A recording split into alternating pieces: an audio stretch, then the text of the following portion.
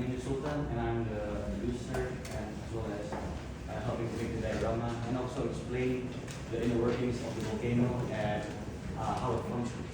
My name is Haider. I'm the physics educator. And my role is to explain the theories behind the experiment, such as explaining about how air resistance works and what is the definition of air resistance. Hello, my name is Magda, and my role in this is documentation of physical projects and as well as teaching the kids, for example, how volcanoes erupt and come to the earth. So what exactly did you do for this project? So we basically conducted two hands-on experiments. The first one is the experiment of a volcano diorama where we simulate a volcano eruption, and the second one is a parachute experiment where we drop a parachute from above to the ground to see how it will break or not. So maybe you can expand my explanation. Yeah, no, that's pretty much it. We just basically wanted to show that science is not a hard subject or is not something that takes or requires a lot of money to conduct. We especially focused on cheap and easy to do experiments that second graders can do. And I see in that picture there you were explaining to kids. Yeah, that was excellent. What did you do with the kindergartners, the grade schoolers? Did you teach them? Yes. So basically, we want to change their perspective. We don't want to see them. We don't want them to think science as something difficult or boring that requires very long, complex explanations while they have to sit inside a classroom for many hours listening to the teacher's lectures. Instead, we want them to see science as something fun and interactive. So, as we said before, we conducted two hands-on experiments, which means an experiment that the students can be directly involved in and they can do the experiment themselves. Yes. Was there any specific issue that motivated you to get started? We already mentioned it. The science itself is, there's a lot of assumptions that's really hard or that requires like a lot of explanation and a lot of material to understand. And maybe it takes a proper laboratory and or expensive equipment to conduct experiments. What we basically wanted to show is that it doesn't have to be really hard or really complex or really expensive, and that's why we especially chose to be simple. We don't want them to think that in order to understand science, they have to be very highly intellectual. They have to be the smartest student in the classroom. So we want to make sure that anyone can enjoy the beauty of science to the fullest. Well, as far as I know, CAS projects all follow a specific structure. You have stages. Could you please explain the process on how you got here? What's the next slide? Yeah, we basically separated into two sections. Here is preparation. Before we actually got notice that we were going to Reggio, we were already investigating to solve the problem. We just say if science, what kind of science experiments can we do, what kind of topics would be easy for maybe an audience that is not really interested in science would be able to learn really quickly or is invested in it. In this picture, it shows us after we were told that we would be going to in Reggio, where we will be teaching students. There we chose to do the volcano and parachute because it was cheap to do and it was very simple for second graders to do, especially. And there we are constructing the prototype model of the diorama to see if it actually would be feasible to bring it to Reggio. And then in the second picture, the preparation section, we were actually making the diorama as you see here.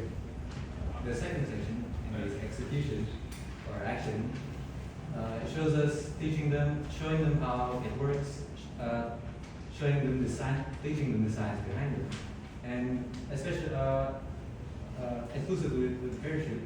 We told them how to construct one just like this as you see here, and we made them do a competition so they're really motivated to learn and understand how it works so they could win. After we divided the students into groups, they created, this is an example of what they created. This was actually a successful model students read it, and it was very fun, very interesting. Sorry. To add to his explanation, we actually use simple and low-cost materials such as plastic bags, eggs, or plastic straws. By using day-to-day materials, we hope to inspire them to have a curiosity towards how the world works. We want them to ask questions to themselves on what makes a certain phenomenon happen. Thus developing a critical thinking and analytical thinking skills. We want them to ask questions to themselves about certain science phenomena. For example, why does chameleons constantly change their colors? Or why is it when we mix Coke and Mentos together, it suddenly explodes? We hope that our knowledge will pass on around their environment. We hope that the students will share our knowledge to their younger peers or even their older peers, and eventually our knowledge becomes a general knowledge in the Wannerjo community. So, did this project help you gain any new perspectives? Yeah, can we go back to learning outcomes before? So in this project, we discussed everything, and we covered LO4, LO5, and LO6. In LO4, we showed commitment and perseverance in our project by working through challenges. For example, preparing the volcano in time before Wannerjo, and figuring out the experiments that we're gonna pick to teach the kids that is accessible to the what's it called? Everyone. And in LO5, we demonstrated the skills and recognized the benefits of working collaboratively. For example, this guy taught the kids on the physics of parachutes, and he led the winning team of the competition. Win the prizes because if they win, they get prizes, and they were all like and LO6, we demonstrated engagement with the issues of global significance by delivering learning materials through interactive activities that we just spoke of, the experiments, and to address the lack of easy access to high quality education for underprivileged students. For example, the one of the people that we educated. And also another learning outcome was it was both beneficial for us and the students because we gave teamwork and communication skills as well as Yes. So finally, for other students who got to start their CAS projects, could you briefly tell us any tips? Yeah, well, one benefit is, of course, what they said before. You know, you have to start early and you have to initiate. You have to have that passion. You know, but also when you're in the middle, you know, you just you can't stop. You know, you can't just stall it and like wait for until grade 12 until it's time to do it, and then like you're rushing your schedules, and so you have to be consistent and stay on track. Because an example is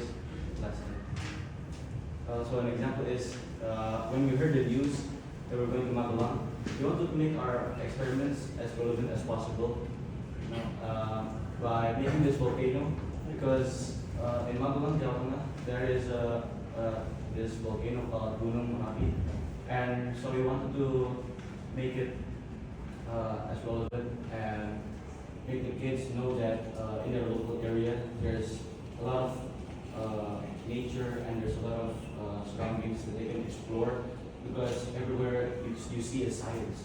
Well, we wanted to instill that passion of science in their heart and share our knowledge of science, because kids with less opportunities, they deserve to have more education, and that is our goal.